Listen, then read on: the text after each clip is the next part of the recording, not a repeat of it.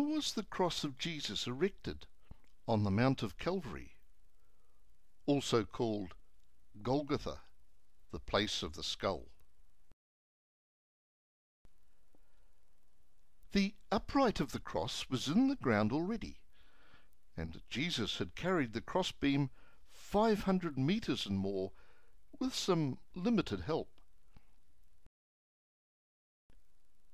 Once at the place of execution, Jesus was stripped of his clothing, which means he was crucified naked, a Roman policy that no doubt was intended to add to the shame of the condemned man.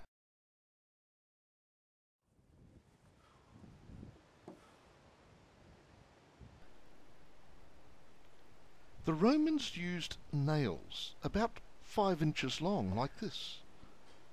Long enough to be driven through wrists and ankles, not long enough to pierce both feet with a single nail. They couldn't be longer, or the limb would slip off.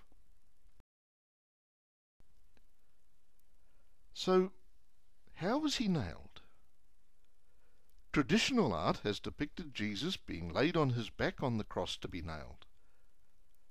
However, assuming Jesus carried the crossbeam only, then the beam had to be attached to the upright once on Calvary. It would be clumsy and difficult to nail the beam to the upright on the ground. I can't imagine nailing the beam to the upright, even using spikes like this.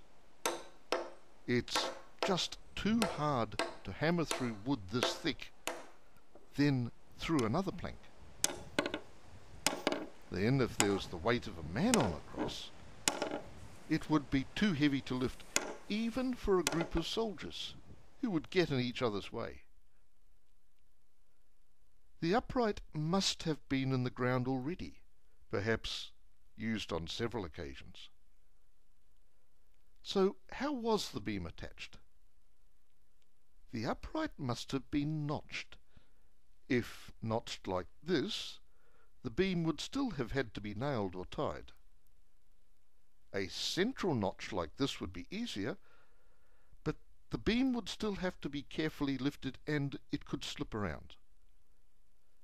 A notch like this, with a back piece, meant that the beam could be lifted, guided, and quickly dropped into place, then wedged. This made a fast and easy operation with a manageable weight, and I believe that's how the Romans did it. I believe that this is what Jesus looked like once he was nailed to the cross.